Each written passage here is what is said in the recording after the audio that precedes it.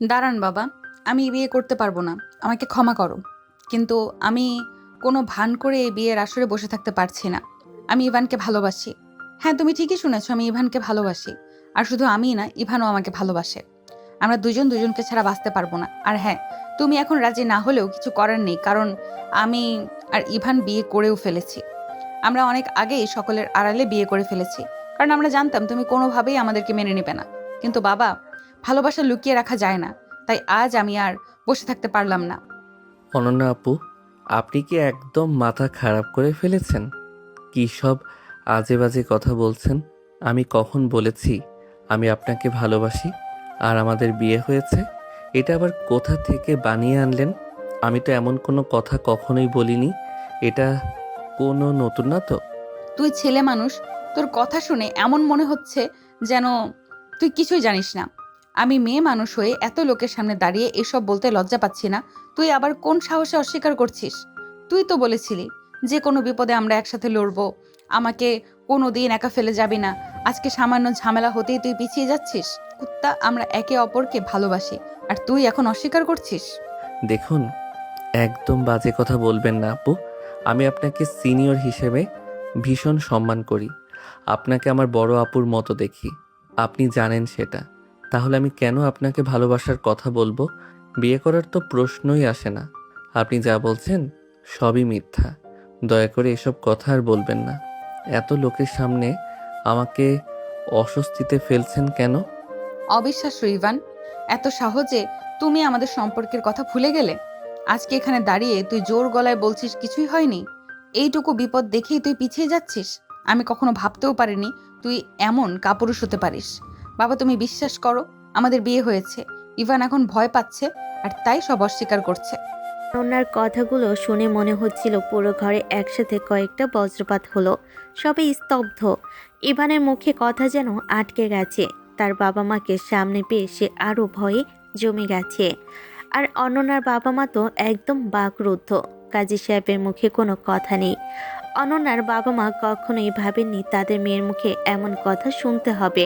ঠিক তখনই যার সাথে অনন্যার বিয়ে হওয়ার কথা ছিল, রবিন, সে রেগে আগুন হয়ে ওঠে।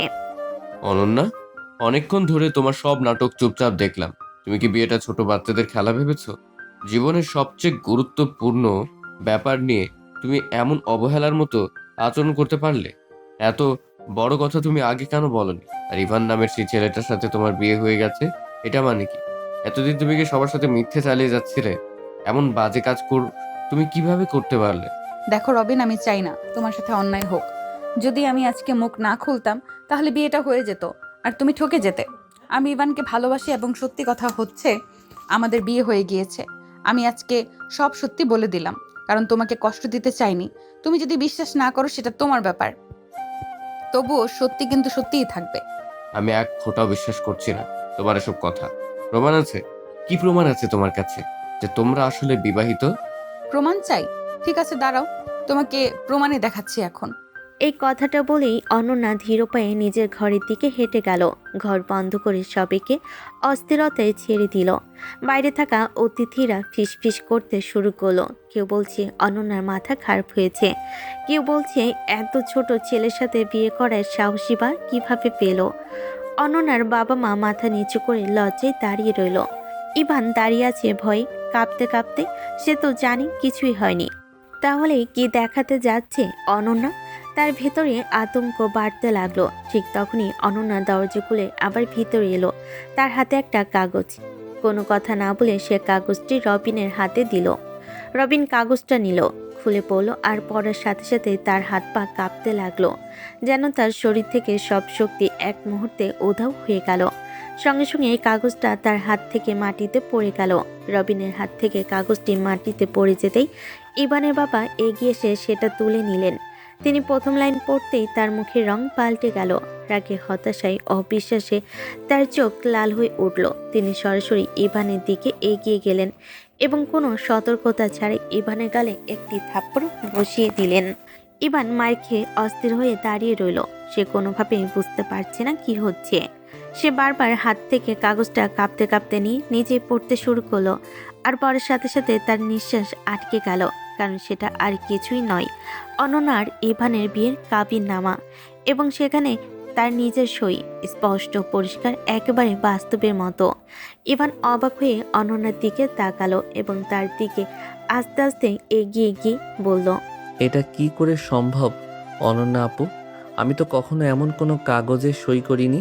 তাহলে আমার এই সই কোথা থেকে আসলো? কি করেছেন আপনি? আমার সই জাল করেছেন? দেখুন অনন্যা আপু, আমি আপনাকে অনেক সম্মান করতাম, কিন্তু আপনি নিজে থেকেই আমার চোখে ছোট হয়ে যাচ্ছেন। দেখো ইভান, একদম বাজে কথা বলবে না।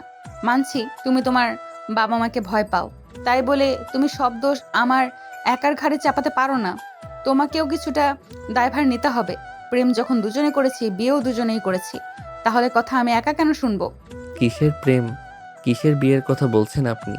আপনি কি পাগল হয়ে গিয়েছেন? দেখুন অনন্যা আপু, প্লিজ মজা করবেন না। আমি বা এখানে যে সবাই উপস্থিত আছে তারা কেউই এখন মজা করার অবস্থায় নেই। সো দয়া করে সত্যিটা বলে দিন। কিসের সত্যির কথা বলছো তুমি? শোনো ইভান, এখানে একমাত্র সত্যি হলো তুমি আমার স্বামী আর আমি তোমার স্ত্রী। এর থেকে বড় বা কঠিন সত্য কিছুই হতে পারে না। আর দেখো, আমি মানছি আমার অনেক ভুল হয়ে গেছে, তোমাকে অনেক আগেই বলা উচিত ছিল, কিন্তু তারপরও এখনো সময় আছে। তুমি নিশ্চয়ই তোমার ভালোটা বুঝতে পারবে। অনন্যা দেখো, প্লিজ মজা করো না। আমি কিন্তু মজা করার অবস্থায় নেই। তুমি জানো আমি তোমাকে কতটা ভালোবাসি, তাই দয়া করে আমাকে কষ্ট দিও না। আমি এই কষ্টটা নিতে পারবো না, আর এই কষ্টটা সহ্য করার ক্ষমতাও আমার নেই।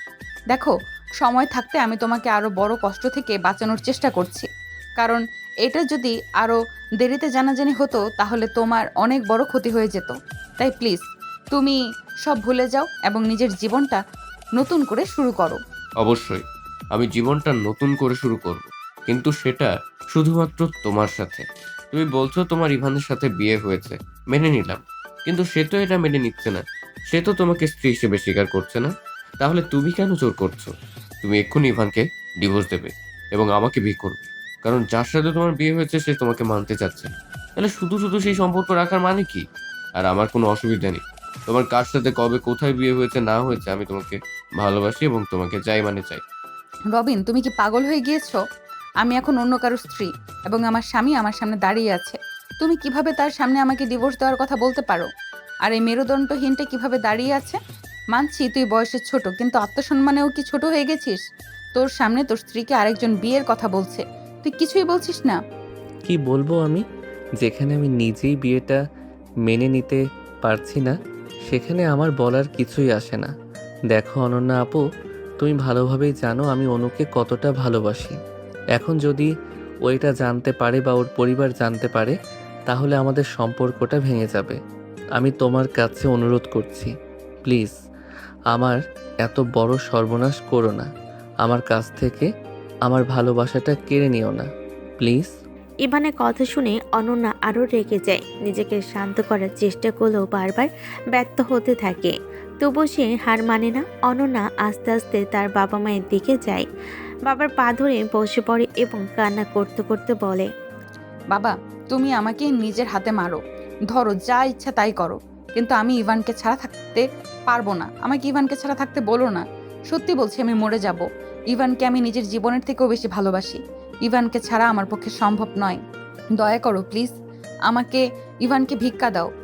অনন্যা যখন দেখলো এত কিছু বলার পরও তার বাবা পাথরের মতো চুপ করে দাঁড়িয়ে আছে, তখন সে হাল ছেড়ে মায়ের কাছে যায়। মায়ের কোলে মাথা রেখে বলে, আম্মু, তুমি অন্তত আজকে একটু সাপোর্ট করো, না হলে আমি শেষ হয়ে যাব। যেখানে আমার স্বামী আমাকে মানছে না, পরিবার সাপোর্ট করছে না, আমি কোথায় দাঁড়াবো? তোমরা কি চাও আমি ধ্বংস হয়ে যাই? দেখো, যদি তোমরা এখনো আমার কথা না মানো, তাহলে আমি নিজের জীবনটাই দিয়ে দিব। ইভানকে ছাড়া আমার পক্ষে সম্ভব নয়। তার কান্না আর কথা শুনে অনন্যার বাবার চোখেও পানি চলে আসে। তিনি এগিয়ে গিয়ে ইভানের বাবার সামনে দাঁড়ালেন এবং মাথা নিচু করে বললেন, দোস্ত, তোকে কি বলবো বুঝতে পারছি না। তোর কাছে বলার মতো ভাষা নেই আমার। কিন্তু একটা কথা, মেয়েটা আমার অনেক আদরের। তুই জানিস অনন্য আমার কতটা হৃদয়ের কাছে। সে মেয়ে যখন আজ প্রথমবার কিছু চাইছে, আমি তাকে না করতে পারি না। ওরা ভুল করেছে মানছি, কিন্তু আমরা তো ভুল করতে পারি না। আমি তোর কাছে আমার মেয়ের সুখটা ভিক্ষা চাইছি, তুই কি আমাকে দিবি? দরকার হলে আমি তোর পায়ে ধরতেও রাজি আছি। কি বলছিস? তুই কি পাগল হয়ে গেছিস? অনন্যা কি তোর একার মেয়ে? আমার কেউ না? তোর সুখের কথা আমি ভাববো না? ভুল তো শুধু অনন্যা একা করেনি, আমার ছেলেও করেছে। তাই ফলও ওদের দুজনকেই ভোগ করতে হবে। আমি আজকেই এখানেই অনন্যা আর ইভানের বিয়ে দেব। কিন্তু বাবা, কোনো কিন্তু নয়। বিয়ে করার সময় মনে ছিল না? বাবা অনন্যা আপু মিথ্যা বলছে। আমার কখনোই তার সাথে কোনো সম্পর্ক ছিল না। আমি তাকে বড় বোনের মতো দেখি। কেন এমন মিথ্যা বলছে আমি জানি না। বিশ্বাস করো বাবা, আমি সত্যি বলছি। অনন্যার সাথে আমার কোনো সম্পর্কই ছিল না। বিয়ের তো প্রশ্নই আসে না। ঠিক আছে, তোমার কথা বিশ্বাস করলাম। কিন্তু অনন্যা যদি এখন মিথ্যা বলে, তাহলে এই সই, এই কাবিন, এগুলো কি মিথ্যা? ইভানের বাবার কথা শুনে ইভান একদম চুপ হয়ে যায়। কি বলবে ঠিক বুঝতে পারে না, কারণ এটা সত্যি। কাবিন নামায় যে সইটা আছে সেটা তারই। সারা বাড়িতে যেন নিস্তব্ধ ঝড় বয়ে গেল। কাবিন নামার পাতায় স্পষ্ট ইভানের সই। হাজার চেষ্টা করেও সে অস্বীকার করতে পারছে না। যেন অদ্ভুত কোনো খেলায় ফেসে গেছে সে। কাগজটা হাতে নিয়ে দাঁড়িয়ে থাকা ইভানের মুখ শুকিয়ে গেছে, তার কণ্ঠ কাঁপছে। ইভান আস্তে আস্তে অনন্যার দিকে তাকিয়ে বলল, অনন্যা আপু, আমি সত্যিই জানি না কিভাবে এই সইটা এখানে এলো। এটা আমার সই ঠিকই, কিন্তু আমি তো কখনোই এমন কিছুর সঙ্গে জড়িত ছিলাম না। বিশ্বাস করুন, দয়া করে সত্যিটা বলুন প্লিজ। এটা কিভাবে হলো? ইভান, তুমি যতই মিথ্যা বলো, সত্য কখনো লুকিয়ে থাকে না। আর তোমার সইটা দেখেই সবাই বুঝে গেছে কি সত্য কি মিথ্যা। কিন্তু আমি তো আর কিছু বলার দরকার নেই ইভা। তুমি আর অনন্য ভুল করে ফেলেছো, ঠিক আছে? কিন্তু ভয়ে ঠিক করব। তোমাদের বিয়ে আজকে এখানেই সম্পূর্ণ হবে। কাকা না, প্লিজ আমাকে একটু শুনুন। আপনাদের শপথ, আমি কিছুই করিনি। কেউ আমাকে ফাঁসাচ্ছে, কেউ আমার সই জাল। চুপ! সই জাল করা যায়? কিন্তু এই কাবিনের নিচে সাক্ষীর সই, মোহরের অঙ্ক, রেজিস্ট্রারের সিল, এগুলো কি জাল? বাবা, আমি জানি না, আমি সত্যিই জানি না। ইভানের চোখ থেকে পানি পড়তে শুরু করে। এত বড় বিপদে সে কখনো পড়েনি। চারপাশে সবাই তাকিয়ে আছে, কেউ সন্দেহের চোখে, কেউ ঘৃণায়, কেউ বা অবাক হয়ে। ঠিক তখনই ঘটনাটা আরও জটিল করে দিয়ে একজন এগিয়ে এলো, যে কাজী সাহেব ঘটনাস্থলে বসে সব দেখছিলেন। আমি একটু বলতেছি, কাবিনটা সত্যি। এখানে সব কিছু নিয়ম মেনে করা হয়েছে। দুই পক্ষের নাম, ঠিকানা, সিগনেচার, কোনো সমস্যা নেই। রেজিস্ট্রেশন নম্বরটিও আসল। কি? কাজী সাহেব, আমাকে একটু দেখেন। আমি আপনার সামনে কখনো গেছি? আমার সাথে কখনো কথা বলেছেন? আমি কখনো আপনার অফিসে গেছি? দেখো বাবা, তোমাকে আলাদা করে মেনে নেই, কিন্তু ডকুমেন্ট চেক করে আমি কাবিন করেছি, এটাই নিশ্চিত। ইভান এখন ভয়ের আগে হতাশায় কাঁপছে। সে অনুভব করছে তার পৃথিবী ভেঙে যাচ্ছে। এ সময় অনন্যা আস্তে করে তার দিকে এগিয়ে এসে খুব নরম কিন্তু তীক্ষ্ণ স্বরে বলল, এখন কি বুঝতে পারছো ইভান, সত্যকে এইভাবে অস্বীকার করে পালানো যায় না। তুমি চাইলেই বা কি, না চাইলেই বা কি, তুমি আমার স্বামী, আর এই সম্পর্ক কেউ ভাঙতে পারবে না। ইভান হঠাৎ করে পিছিয়ে গেল, যেন কোনো দানব দেখছে। আপনি ইচ্ছে করে করেছেন? এই কাগজ, এই সই সবই পরিকল্পনা করে করেছেন। কিন্তু কেন? আমি কি করেছি আপনার সাথে? অনন্যা একটু হাসলো, একটা ঠান্ডা দুর্বোধ্য হাসি। ভালোবাসা কখনো হিসেব করে হয় না ইভান, আর কখনো কখনো মানুষ তার ভালোবাসা রক্ষা করতে অনেক কিছুই করতে পারে। ইভান যেন ভেঙে পড়ল। আপনি আমাকে ধ্বংস করে দিবেন এভাবে? আমি অনুকে ভালোবাসি, আমি তাকে ছাড়া বাঁচতে পারবো না। এবার অনন্যার চোখ যেন আগুনে জ্বলে উঠল। অনু অনু অনু এই নামটা আর একবার আমার সামনে বললে আমি পাগল হয়ে যাব। তুমি আমার স্বামী হওয়ার অবস্থায় অন্য মেয়ের নাম মুখে আনবে, এটা আমি সহ্য করব না। পরিস্থিতি আরো খারাপ হতে থাকে। অনন্যার মা কাঁদছেন। ইভানের মা অজ্ঞান হয়ে পড়ে যেতে যেতে ধরা পড়লেন। অতিথিরা আতঙ্কে বেরিয়ে যাচ্ছে। বাড়ির ভেতর যেন ঝড়, বজ্রপাত আর অগ্নিকাণ্ড একসাথে ঘটছে। এমন সময় হঠাৎ বাইরে থেকে এক তরুণীর চিৎকার শোনা গেল। ইভান?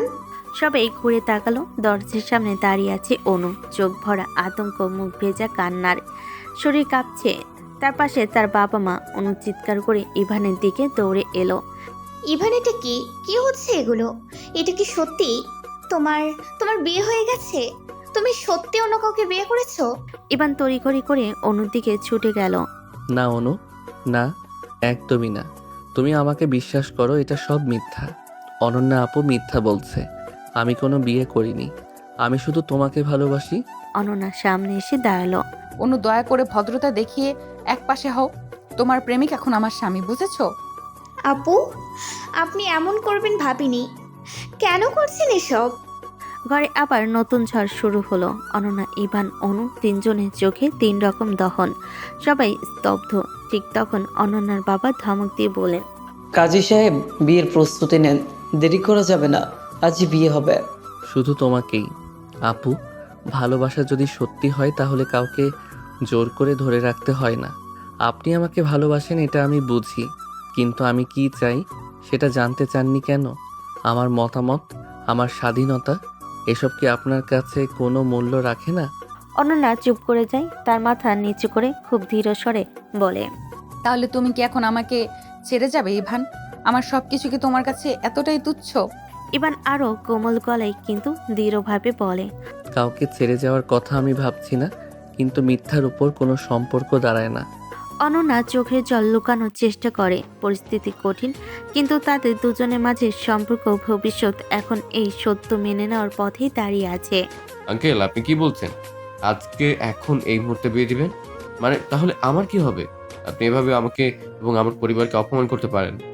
যে তোমার সাথে সারা জীবন সংসার করবে, সে যদি তোমাকে বিয়ে করতে রাজি না হয়, তাহলে আমি কি করে জোর করে তার সাথে তোমাকে একসাথে বেঁধে দিতে পারি বলো? হাজার হলেও তো আমি বাবা, আমাকে তো আমার সন্তানের দিকটাও ভেবে দেখতে হবে। এটা আপনি কি বললেন? আপনি নিজের সন্তানের ভালো চাইতে গিয়ে আরেকজনের সন্তানের সঙ্গে অন্যায় করছেন। এটা কি আপনি বুঝতে পারছেন না, নাকি বুঝতে চাইছেন না? আপনি যেমনটা ভাবছেন বিষয়টা এমন নয়। আচ্ছা, আপনি আমার জায়গায় থাকলে কি করতেন বলেন? এখানে আমাদের কী বা করার আছে, যেখানে ওরা নিজেদের মধ্যে সিদ্ধান্ত নিয়ে নিয়েছে? অনেক হয়েছে। রবিন, চলো এখান থেকে। তোমাকে এখানে বিয়ে করতে হবে না। আমি তোমার জন্য অনন্যা থেকেও 1000 গুণ ভালো মেয়ে খুঁজে দেব। না বাবা, আমি বিয়ে না করে এখান থেকে কোথাও যাব না। তোমরা কেন বুঝতে চাইছো না? আমার অনন্যা থেকে ভালো কাউকে না, অনন্যাকেই চাই। রবিন, এবার কিন্তু তুমি অনেক বেশি বেশি করছো। যা বলছি তাই করবে।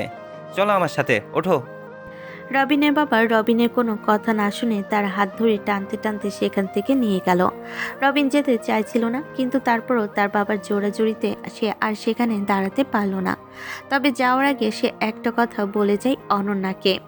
আমি আজকে চলে যাচ্ছি ঠিকই, তবে আমি আবার আসবো। তুমি এটা ভেবো না যে তুমি আমাকে কষ্টে রেখে নিজের সুখে থাকবে। আমি যেমন জ্বলে পুড়ে ছাই হয়ে যাব, তোমাকে আমি কখনোই সুখে শান্তিতে থাকতে দিব না। I promise. কথাটি বলে রবিন তার বাবার সাথে চলে গেল। রবিন আর রবিনের পরিবার চলে যাওয়ার পর ইভান অনেক চেষ্টা করেছিল তার পরিবারকে বোঝাতে, কিন্তু কেউ তার কোনো কথা শুনল না। অনু অনেক কানাকাটি করছিল, যেটা দেখে তার বাবা মা আর সহ্য করতে না পেরে তাকে সেখান থেকে নিয়ে চলে গেল। এক একে সবাই চলে যাওয়ার পরে দুই পরিবারের সম্মতিতে ইভান আর অনন্যার আবার বিয়ে হয়। ইভান অনেকবার আটকানোর চেষ্টা করেছিল, কিন্তু দুই পরিবারের কথা শুনতে তাকে বাধ্য হয়ে বিয়েটা করতে হয়। বিয়ের পরে অনন্যার বাবার কথা মতো অনন্যা এবং ইভানকে অনন্যার বাড়িতে রেখে দেওয়া হয়। আগামীকাল সকালে অনন্যা এবং ইভান তার পরিবার ঢাকা ফিরে যাবে। আজকে অনেক দেরি হয়ে যাওয়ায় তাদেরকে অনন্যাদের বাড়িতে থেকে রাত কাটাতে হয়। যে যা ঘরে গিয়ে বিশ্রাম করলো, আর অনন্যা আর ইভানকে অনন্যার ঘরে থাকতে দেওয়া হলো। ইভান ঘরে এসে দেখে অনন্যা বসে যে তার বেডের উপর বসে আছে। ইভান এসে ঘরের দরজা বন্ধ করে সোজা অনন্যার সামনে গিয়ে দাঁড়ায় এবং কঠিন গলেই বলে, কেন করলেন আপনি এমনটা? কি ক্ষতি করেছিলাম আমি আপনার? কেন আপনি আমার এত বড় ক্ষতি করলেন? কেন আমাকে আমার ভালোবাসা থেকে আলাদা করে দিলেন? তোমার লজ্জা করে না? বিয়ের দিনে নতুন বউয়ের সামনে দাঁড়িয়ে তুমি অন্য মেয়েকে ভালোবাসার কথা বলছো? তোমার তো লজ্জা হওয়া দরকার। লজ্জা আমার না, আপনার হওয়া দরকার। নিজের থেকে হাঁটুর বয়সের একটা ছেলেকে মিথ্যে অপবাদ দিয়ে পাশে নিয়ে জোর করে বিয়ে করলেন। আপনার মধ্যে যদি বিন্দু মাত্র লজ্জা বোধ থাকতো তাহলে আপনি আমাকে এসব কথা বলতে পারতেন না। ইভান, এবার কিন্তু তুমি আমাকে অপমান করছো। ভুলে যেও না, আমি কিন্তু এখন তোমার বিবাহিত স্ত্রী। তাই তুমি আমাকে এইভাবে ছোট করে কথা বলতে পারো না। এই চুপ করেন তো। আমি অন্তত আপনার মুখ থেকে ন্যায় অন্যায়ের কোনো কথা শুনতে চাই না। আজকে আপনি আমার যে ক্ষতিটা করেছেন আমি জীবনেও আপনাকে ক্ষমা করতে পারবো না। আমি যতটা সম্মান আপনাকে করতাম তার দ্বিগুণ এখন আপনাকে ঘৃণা করি, প্রচুর ঘৃণা করি। আমি কখনোই বিয়েটা মেনে নিব না, আপনাকে মেনে নিব না। আমি অনুকে ভালোবাসি আর আমি ওকে ছাড়া কখনোই কাউকে নিজের স্ত্রীর জায়গায় বসাতে পারবো না। হ্যাঁ, আপনাকে তো নয়ই। ঘরে নেমে এসেছে অদ্ভুত একটা নীরবতা। বাইরে গভীর রাত, পুরো বাড়ি ঘুমিয়ে আছে, কিন্তু এই ঘরের ভেতর এখনো অশান্তি, রাগ হারানোর বেদনা আর অঝোর কান্নার গন্ধ মিশে আছে। ইভানের বুকের ভেতর আগুন আর অনন্যার চোখে ভেতর ঝড়। বসে বসা অনন্যাকে দেখে ইভান আবারও নিজের রাগ থামাতে পারে না। কেন করলেন আপনি এমনটা বলুন তো? একবারও কি মনে হলো না আমি কি চাই, আমার জীবনে কি হতে পারে? আমি কি এতটাই তুচ্ছ আপনার কাছে? আমি কি আপনার জন্য কেবল একটা জোর করে পাওয়া মানুষ, যার অনুভূতির কোনো মূল্যই নেই? আপনি জানতেন অনু আমার সব কিছু। আপনি নিজে আমাকে বলেছিলেন যে আপনি আমাকে ভালোবাসেন, কিন্তু ভালোবাসার নামে কি করেন আপনি? আমার পুরো জীবনটাই বদলে দিলেন একদিনে। আপনি জানেন ভালোবাসা মানে কি? ভালোবাসা মানে কারো হাসি দেখলে নিজের মনটা ভরে ওঠা, তার চোখে জল দেখলে নিজের বুকটা ব্যথা করা। কিন্তু আপনি আপনি আমার চোখের জল দেখেও নিজের মনটাকে একটু নরম করতে পারলেন না কেন? তোমার কথা শুনলে মনে হয় আমি নাকি খুব খারাপ, খুব স্বার্থপর। কিন্তু তুমি কি জানো আমার পরিস্থিতি কি ছিল? তুমি কি কোনোদিন ভেবেছো আমি কি চাই না? আমি কি স্বপ্ন দেখি না? আমি কি আমার জীবনের মানুষের জন্য একটুও ভালোবাসা পাই না? যেদিন শুনলাম তুমি অনুর নামে একটা মেয়েকে ভালোবাসো, সেই দিনই আমার ভেতরে সব ভেঙে গিয়েছিল। আমি কি চাইনি তোমার পাশে থাকতে? চাইনি তোমার বউ হতে? 1000বার মরেছি ভেতরে ভেতরে, তবুও তোমাকে কখনো কিছু বলিনি। তোমাকে ছাড়া বাঁচতে পারবো না, এই সত্যি কথা বাবাকে বলেছিলাম।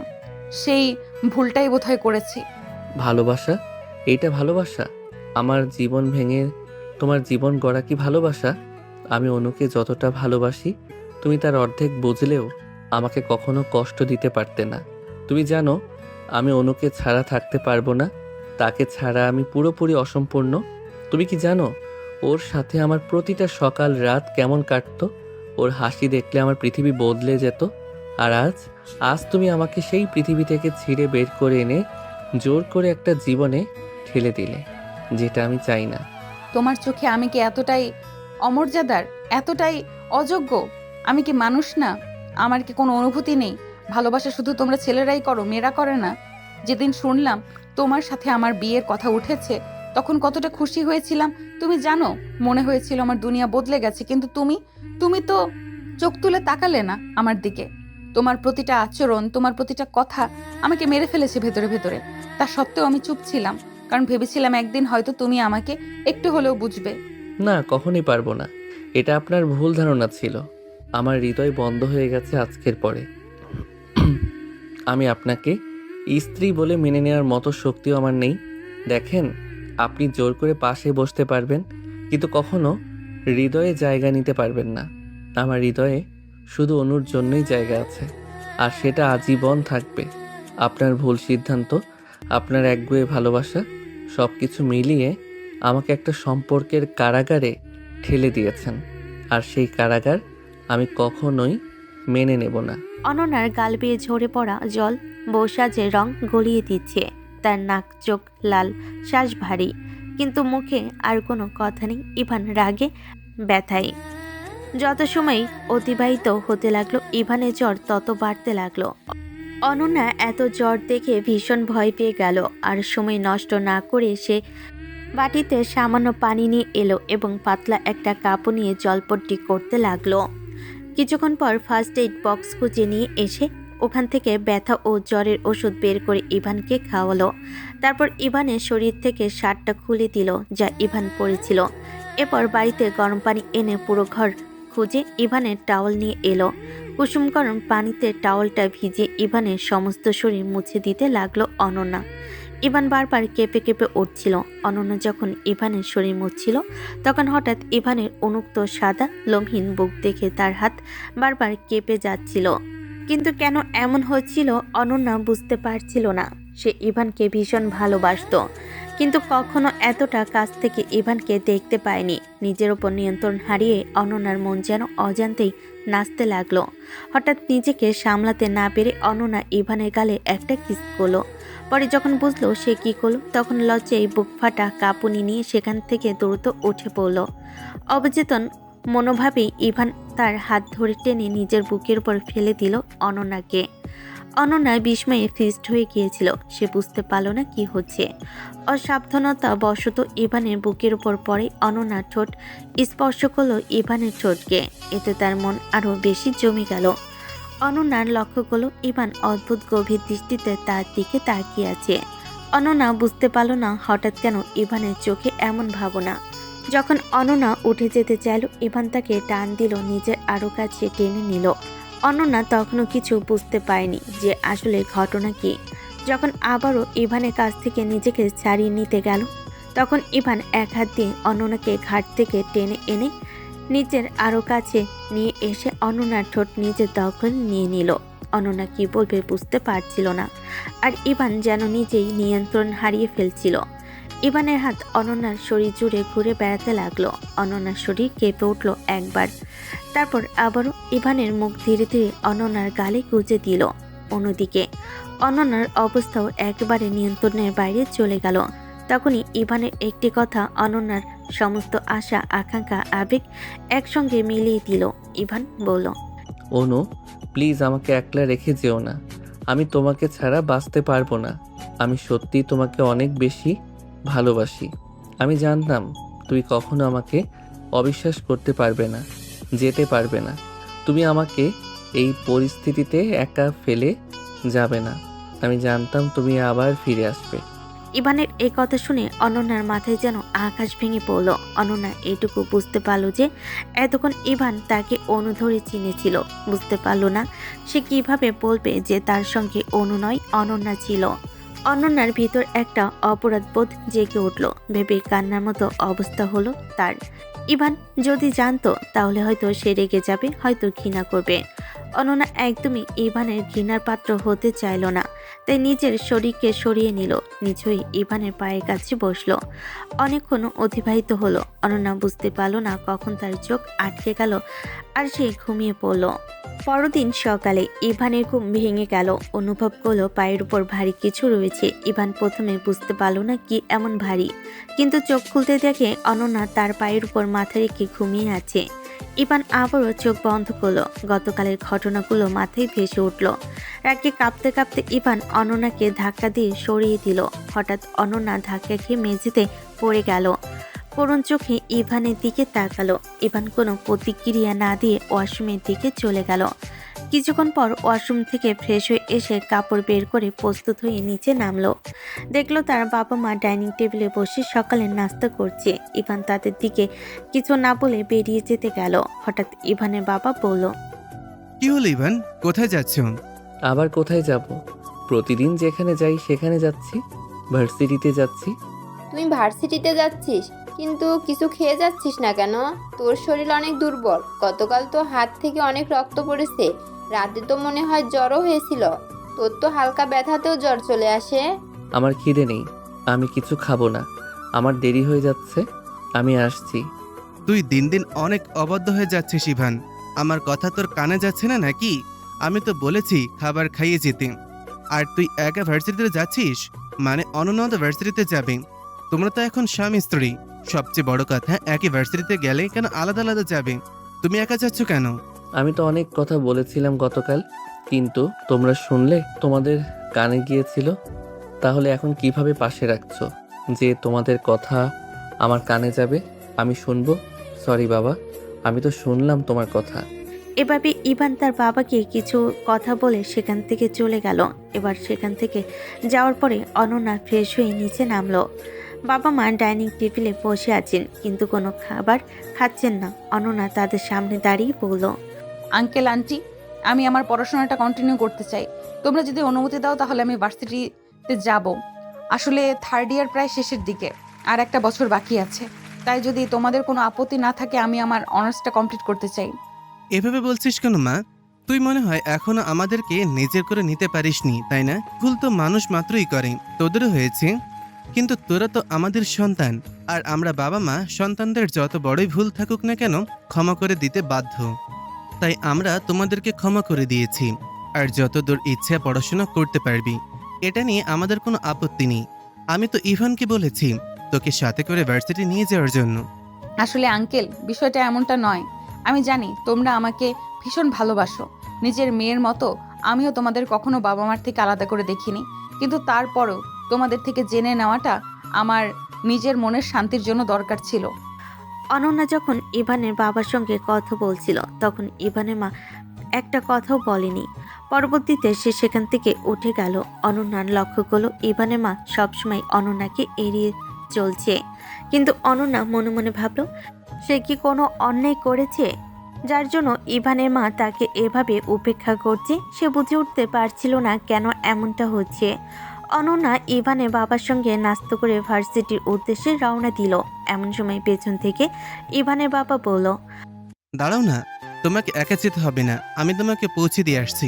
আর হ্যাঁ, পাকামি করে বেশি কথা বলতে হবে না, আমার কোনো সমস্যা হবে না, কারণ আমি তোমার ভার্সিটির রাস্তা দিয়ে অফিসে যাব এখন। অনন্যা আর বেশি কথা বাড়ালো না। সেও ভদ্র মেয়ের মতো চুপচাপ বাবার সঙ্গে চলে গেল। ইভানের বাবা এসে অনন্যাকে বিশ্ববিদ্যালয়ের সামনে নামিয়ে দিয়ে চলে গেল।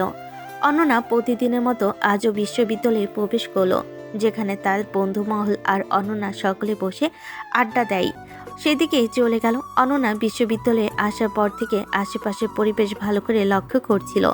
মনে মনে হচ্ছিল কারোর মন কষ্টে আছে। এমন সময় তার বেস্ট ফ্রেন্ড মিতু এসে অনন্যার পাশে দাঁড়িয়ে হালকা করে ধাক্কা দিয়ে ফিসফিস করে বলল, কি রে, আজকে হঠাৎ এমন মনমরা চুপচাপ হয়ে গেছিস, কিছু বলছিস না, কি হয়েছে? আর তুই তো 2-1 দিন ধরে ভার্সিটিতে আসিস নাই কেন রে? কিছু না, তোর কি খবর তাই বল আগে। ও আচ্ছা, ঠিক আছে। তুই কি আমার উপর অভিমান করে আছিস তোর বিয়েতে যেতে পারিনি বলে? আসলে দোস্ত, মন খারাপ করিস না প্লিজ। কি করব বল, হঠাৎ করে দাদু অসুস্থ হয়ে যাওয়ায় বাবা জোর করে দেশের বাড়িতে নিয়ে গেল, তাই তো তোর বিয়েতে যেতে পারিনি। তবে চিন্তা নেই, এখন চলে এসেছি তো, এখন নিশ্চয়ই বিয়ের দাওয়াতটা উসুল করে নিয়ে যাবে। আচ্ছা বল তো, রবিন ভাইয়া কি অবস্থা? আশ্চর্য, তোকে রবিনের অবস্থা আমি কি করে বলবো? গিয়ে জিজ্ঞেস কর সে কেমন আছে, কি অবস্থায় আছে। আশ্চর্য, বুঝিস না কেন? রাবিনের খবর তোর থেকে কার কাছে ভালো থাকবে? হাজার হলেও সে তোর বিয়ে করার স্বামী। দেখ, একবার ফালতু কথা বলবি না। রবিন আমার স্বামী হতে যাবে কিসের জন্য? রবিনের সাথে আমার বিয়ে ঠিক হয়েছিল, কিন্তু শেষ পর্যন্ত রবিনের সাথে আমার বিয়েটা হয়নি।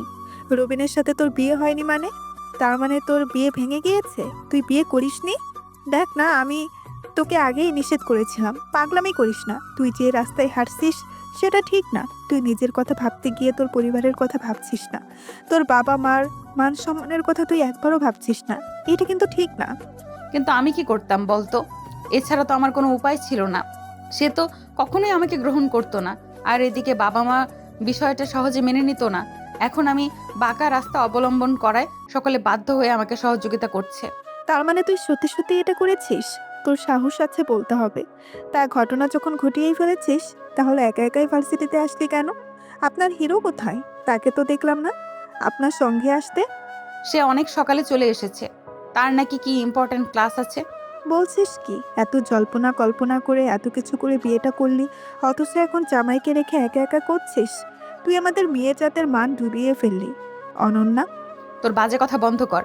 বিষয়টা তুই যতটা সহজে ভাবছিস ঠিক ততটা সহজ না। আমিও প্রথম প্রথম তোর মতো এতটা সহজ ভেবেছিলাম, কিন্তু অতটা সহজ না। মানে তুই কিসব বলছিস? কিছুই বুঝতে পারছি না। এবার অনন্যা মিতুকে সব কিছু বুঝিয়ে বলল প্রথম থেকে শেষ পর্যন্ত কিভাবে তাদের বিয়েটা হয়েছে, কিভাবে অনন্যা ইভানদের বাড়িতে আসার পরে এবার রিয়াক্ট করছে, এবং এখনো পর্যন্ত কি কি হচ্ছে প্রত্যেকটা বিষয়কে মিতুর সাথে আলোচনা করলো। মিতু সব কিছু শুনে যেন পাথর হয়ে গিয়েছে। সে কি বলবে ঠিক বুঝে উঠতে পারছে না। অনন্যা যখন দেখলো মিতুর অবস্থা খারাপ হয়ে গিয়েছে, তখন সে মিতুকে স্বাভাবিক করার জন্য বলল, আচ্ছা চল ক্যান্টিনে যাই। সকল ঝামেলার জন্য কিছু খেয়ে আসতে পারিনি ঠিক মতো, প্রচন্ড খিদে পেয়েছে। আগে কিছু খাবো, তারপরে ক্লাসের দিকে যাব। এই কথাটা বলার সাথে সাথেই অনন্যা মিতুকে কোনো কথা বলার সুযোগ না দিয়ে হাত ধরে টানতে টানতে ক্যান্টিনের দিকে নিয়ে যাচ্ছিল। এমন সময় হঠাৎ করে মিতু তাদেরকে ক্যাম্পাসের সাইডে দূরে বটগাছের নিচে দেখলো। নজর দিয়ে থমকে গেল এবং সে অনন্যাকে উদ্দেশ্য করে বলল, এই অনন্যা, দেখ দেখ, ওটাই ইভান না? অনন্যা মিতুর কথা শুনে সাথে সাথে ক্যাম্পাসের পশ্চিম দিকের বটগাছের নিচে তাকায় এবং দেখে এবার বাইকের কাছে দাঁড়িয়ে একটা মেয়ের কাঁধে হাত দিয়ে গল্প করছে।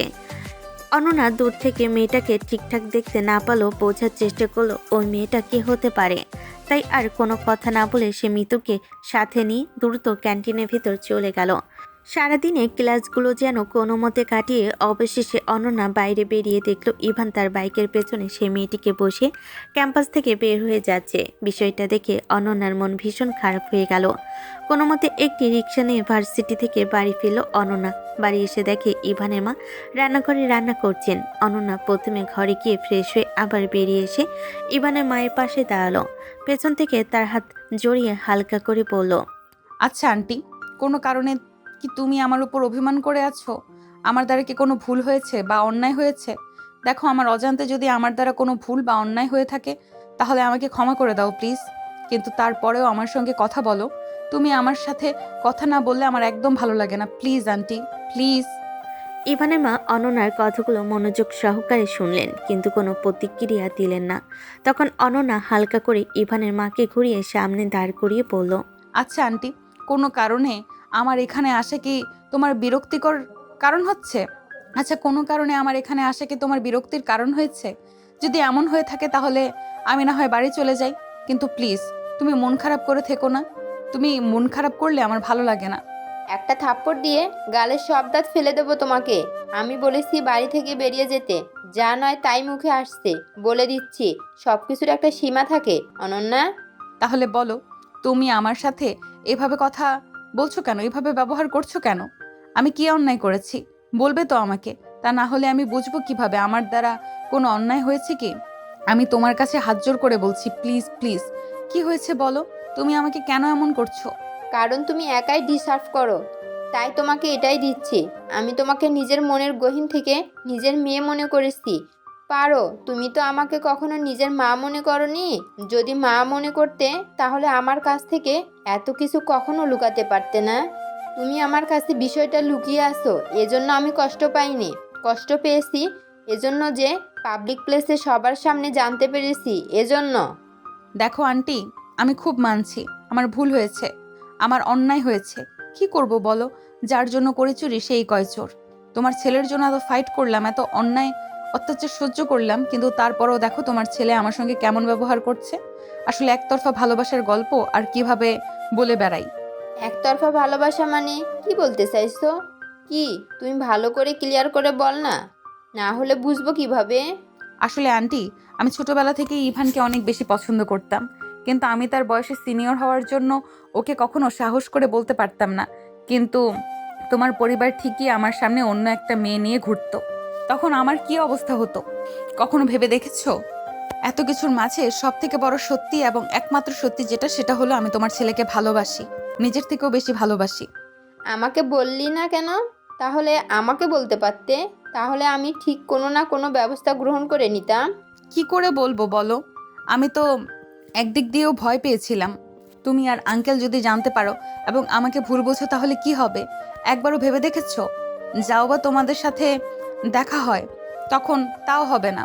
আমি তো বুঝলাম, তাহলে তোদের বিয়ে বিষয়টা কি যদি একবার বলতে, কারণ এটা নিয়ে অনেক। ইভানের মা এই বিষয়টা নিয়ে আর কোনো কথা বলার সুযোগ পেল না, কারণ হঠাৎ করে ইভান বাড়িতে ফিরে এলো।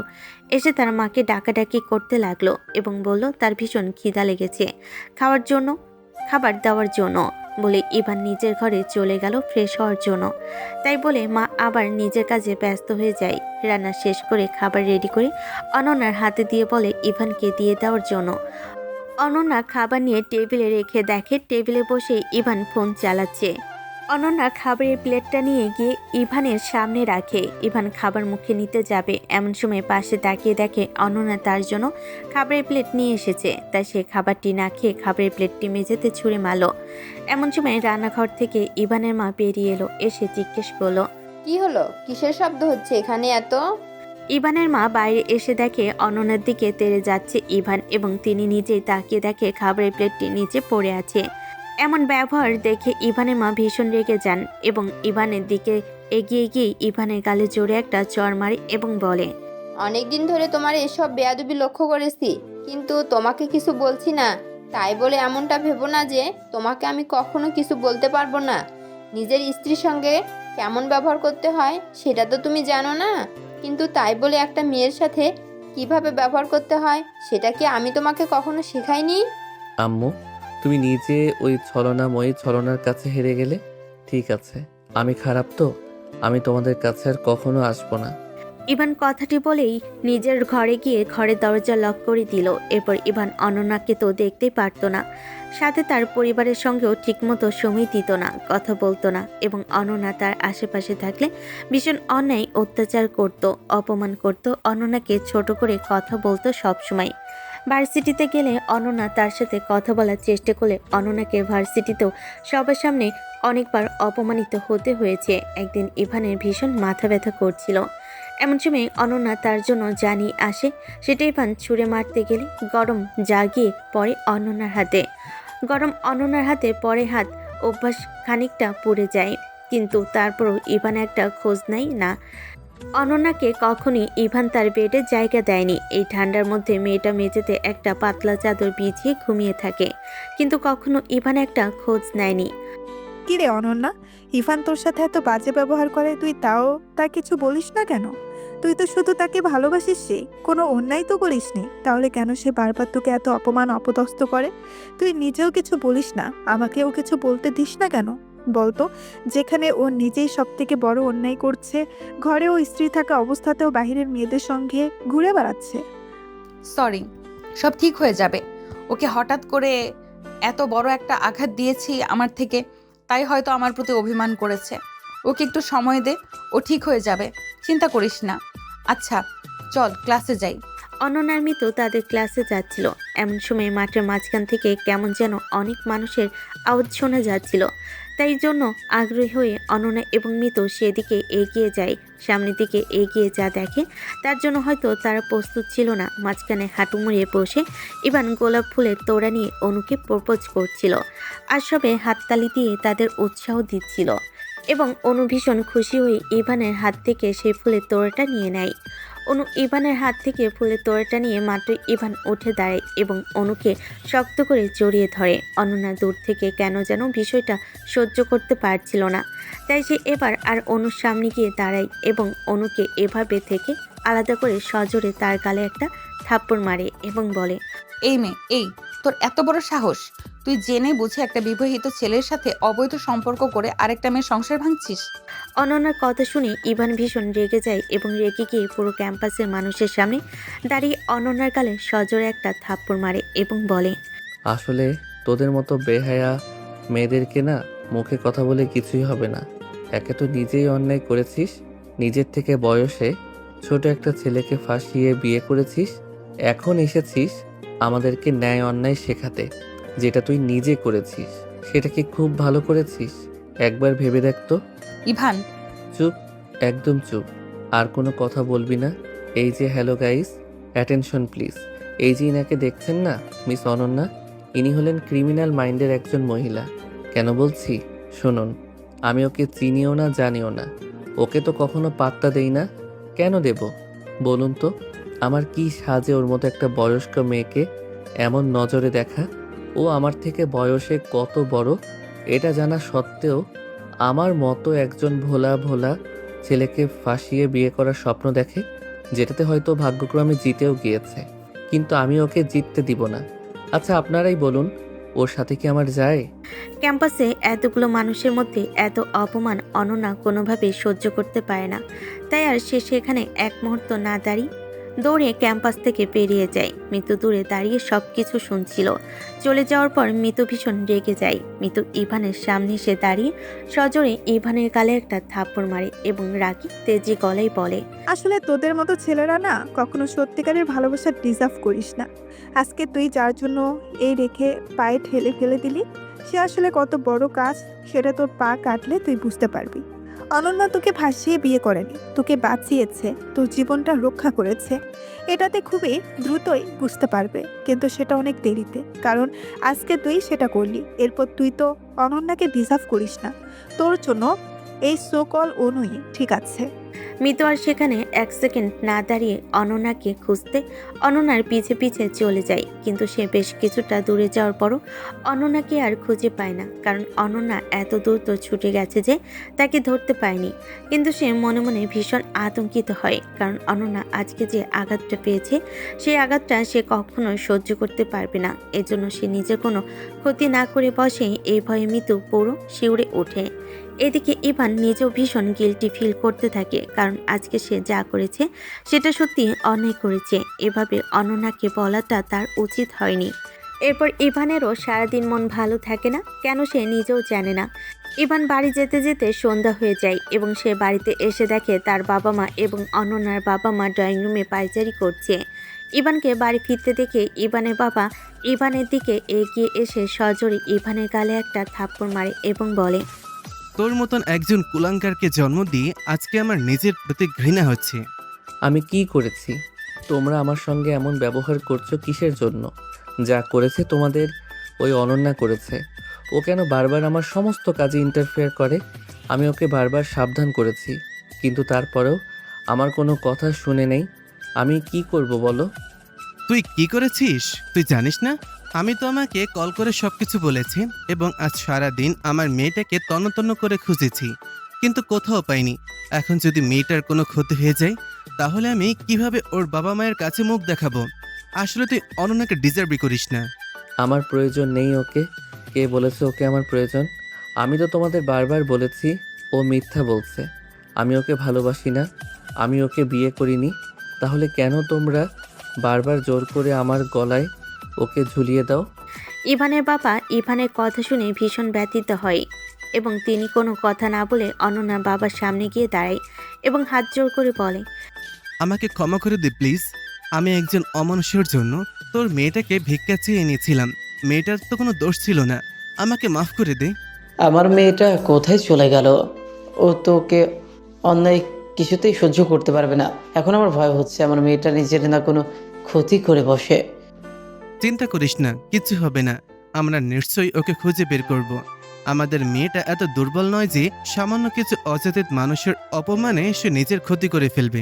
এই কথাটি বলে ইভানের বাবা এবং অনন্যার বাবা অনন্যাকে খোঁজার উদ্দেশ্যে বাড়ি থেকে বেরিয়ে যায়।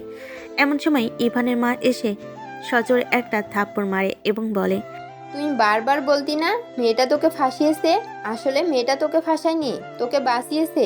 তুই যে পাগল হোস অনু অনু করে। তুই কি জানিস এই অনুটাকে? অনু হলো বিজয় খানের মেয়ে। খান গ্রুপ অফ ইন্ডাস্ট্রিজের মালিক বিজয় খান তোদের বাবার সবচেয়ে বড় শত্রু। তোদের বাবাকে যখন ধ্বংস করতে পারিনি, তখন তোদের মাধ্যমে তোদের বাবাকে ধ্বংস করার জন্য তার মেয়েকে তোদের পিছনে লেগে দেয়। আর তুই সেটা না বুঝে তাদের পাতা ফাঁদে পা দিস। এখনও সত্যিটা বললাম, তাহলে তুই কখনো বিশ্বাস করতেও পারতিস না আমাদেরকে। তাই সেদিন প্ল্যান করে অনন্যাকে বলি অভিনয় করার জন্য। আসলে তোদের বাবা মনে মনে চাইতেন না তোদের স্ত্রী হয়ে আসুক, কিন্তু ফোনেও না তোদের থেকে বয়সও বড় জন্য সে কখনো সাহস করে অনন্যার বাবাকে বলতে পারেনি তোদের বিয়ের কথাটা। কিন্তু হঠাৎ করে একদিন কোনোভাবে আমরা জানতে পারি অনন্যা তোদের মনে মনে পছন্দ করে। তাই তোদের বাবা এই সুযোগটা কখনোই হাতছাড়া করতে চায়নি। তখন অনন্যার বাবা এবং অনন্যার সাথে কথা বলে এবং অনন্যা রাজি হয়ে যায় তোদের এই সিচুয়েশন থেকে বের করে আনতে সাহায্য করার জন্য। তাই সেদিন সে বিয়ের দিন ওই নাটকটা করেছিল। আর কাবিননামায় সই অনন্যা তোদের থেকে নেয়নি, সেটা তুই নিজেই করে দিলে, যেটা তোদের বাবা ব্যবসায়ী কাগজ বলে তোদের থেকে অনেক আগেই সই করে নিয়েছিল। আর সত্যি আমার ভীষণ কষ্ট হচ্ছে, কষ্ট তোলে করুণা হচ্ছে তোদের প্রতি। বিশ্বাস কর, আজকে নিজেকে ভীষণ অপরাধী মনে হচ্ছে তোকে জন্ম দিয়ে। তবে একটা কথা মাথায় রাখিস, যদি আজকে অনন্যার কিছু হয়ে যায় তাহলে আমি কখনই তোকে ক্ষমা করতে পারবো না। ইভান তার মায়ের কথাগুলো শুনে ভীষণ শকড হয়, কারণ অনন্যা তো কখনো তাকে ঠকায়নি। সে তো চেয়েছে বারবার তাকে বাঁচানোর জন্য, কিন্তু সে বারবার ভুল বুঝে অনন্যাকে অপমান অপদস্থ করেছেন। এরপর অনন্যার মা ইভানের দিকে এগিয়ে আসে এবং বলে, তুমি না বলেছিলে তোমার সর্বোচ্চ চেষ্টা করে তুমি আমার মেয়েকে ভালো রাখার চেষ্টা করো। এটা তোমার ভালো রাখা। এটা যদি তোমার ভালো রাখা হয় তাহলে তুমি আমার মেয়েকে খারাপ রাখতে। ইভান অনন্যার মায়ের কথাগুলো শুনে ভীষণ কষ্ট পায়। আর এদিকে অনন্যার মা স্বাধীন কান্না করে যাচ্ছে। ইভান কারোর সাথে আর কোনো কথা বলে না। বাইকের চাবিটা নিয়ে আবারও বেরিয়ে পড়ে এবং মনে মনে বলল, তুমি সবসময় আমার জন্য এতটা সযত্ন করেছো, কিন্তু কখনো আমার এত অপমান, এত অত্যাচার, এত অবহেলা সহ্য করো কেন? রয়ে গিয়েছিলে কিসের জন্য? আমাকে আগে কেন সত্যটা তুমি বলনি? প্লিজ আমাকে ক্ষমা করে দাও অনন্যা, প্লিজ এসো। নিজের ভুল বুঝতে পেরেছি। হে আল্লাহ, তুমি অন্যকে আমার কাছে ফিরিয়ে দাও, সে যেন নিজেকে কোনো ক্ষতি না করে। আমি যাকে বারবার নিজের সব থেকে বড় ক্ষতি দাবি মানতাম, সেই তুমি আমাকে জীবনের সব থেকে বড় উপকার করে দিয়েছো। ইভান সারা রাস্তা অনন্যাকে খুঁজে বেড়াচ্ছে এবং কানাকাটি করছে। এর মধ্যে ইভান অনন্যার সকল ফ্রেন্ড সার্কেলকে সবার সাথে ফোন দিয়ে কথা বলেছে। কারোর বাসায় গিয়েছে কিনা জিজ্ঞেস করেছে, কিন্তু সকলেরই উত্তর একই, না, কারোর বাড়িতে যায়নি। এতে ইভানের ভয় আরও বেড়ে গেল। হঠাৎ আকাশে বিদ্যুৎ চমকাতে শুরু করেছে। আবহাওয়া যেন নিজেই ইভানের সাথে তাল মিলিয়েছে। ইভানের মনে মাঝে যেমন ঝড় চলছে, ঠিক তেমনি পরিবেশও ঝড় বাতাসের দাপট দেখাচ্ছে। এর মাঝে হঠাৎ করে বৃষ্টি শুরু হয়ে যায়, কিন্তু ইভান কোথাও অনন্যাকে খুঁজে পাচ্ছে না। সারাদিন ধরে খুঁজে বেরিয়ে রাতে বৃষ্টিতে ভিজে ক্লান্ত হয়ে রাত গভীর।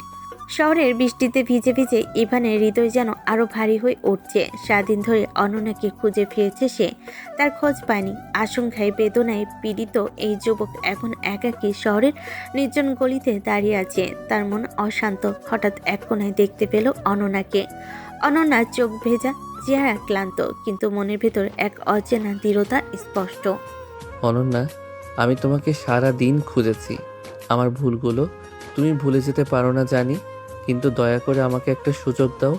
আমি ভুল বুঝেছিলাম, আমি তোমাকে আঘাত দিয়েছি, সেই জন্য সত্যি দুঃখিত। আমাকে ক্ষমা করো, আমি তোমাকে হারাতে চাই না। ইভান, তুমি কি ভাবছো? কিভাবে আমি এত সহজে তোমার কাছে ফিরে আসব? তুমি আমাকে বারবার কষ্ট দিয়েছো, আমার বিশ্বাসের সঙ্গে খেলেছো। আমি কিভাবে আবার তোমাকে বিশ্বাস করব? আমি জানি আমার কথা তোমার কাছে শুধুই প্রতিশ্রুতির মতো শোনাচ্ছে, কিন্তু আমি বদলে গেছি অনন্যা। আমি বুঝতে পেরেছি তোমার ভালোবাসার মূল্য, আর তোমার ছাড়া আমি কিছুই না। তুমি ছাড়া আমার জীবন অন্ধকার। আমি প্রতিদিন প্রমাণ দিতে চাই তোমার পাশে থাকার জন্য আমার ইচ্ছেটা সত্য। তুমি যে কথাগুলো বলছো সেগুলো আমি শুনেছি অনেকবার, কিন্তু এবার তোমার কথাগুলো, তোমার কাজগুলো দেখাতে হবে। শুধু কথা দিয়ে বিশ্বাস ফিরে আসে না। আমি জানি, আর আমি প্রস্তুত তোমার বিশ্বাস ফিরে পেতে। তোমার জন্য আমি প্রতিদিন লড়াই করব। তোমাকে সুখ দেওয়ার জন্য আমার সব কিছু উৎসর্গ করব। কিন্তু আমার মনে দাগ পড়ে গেছে, সেই দাগ মুছে যাওয়া সহজ নয়। তারপর পরে কয়েকদিন ইভান অনন্যার প্রতি তার ভালোবাসা প্রমাণ করার জন্য ছোট ছোট কাজ করে যেতে থাকে। প্রতিদিন সকালে তার জন্য একটি করে চিঠি রেখে যায়, যেখানে থাকে তার ক্ষমা চাওয়ার কথা ও ভালোবাসার গভীর অনুভূতি। কখনো ছোট্ট একটি ফুলের তোড়া, কখনো তার প্রিয় গান গাইতে তার জন্য ভিডিও পাঠায়। একদিন সন্ধ্যায় ইভান অনন্যাকে নিয়ে যায় শহরের এক ছোট পার্কে, যেখানে সূর্যাস্তের সোনালি আলো নদীর জলে পড়ছে। অনন্যা, তুমি কি দেখছো? সূর্যটা ধীরে ধীরে ডুবে যাচ্ছে, ঠিক যেমন পুরনো সব কষ্ট ধীরে ধীরে মুছে যাবে আমাদের জীবনে। আমি চাই তোমার জীবনে শুধু সুখ আর শান্তি থাকুক। আমি চাই আমি তোমার পাশে থাকবো সারা জীবন। আমি অনুভব করতে পারছি তোমার ভালোবাসার গভীরতা।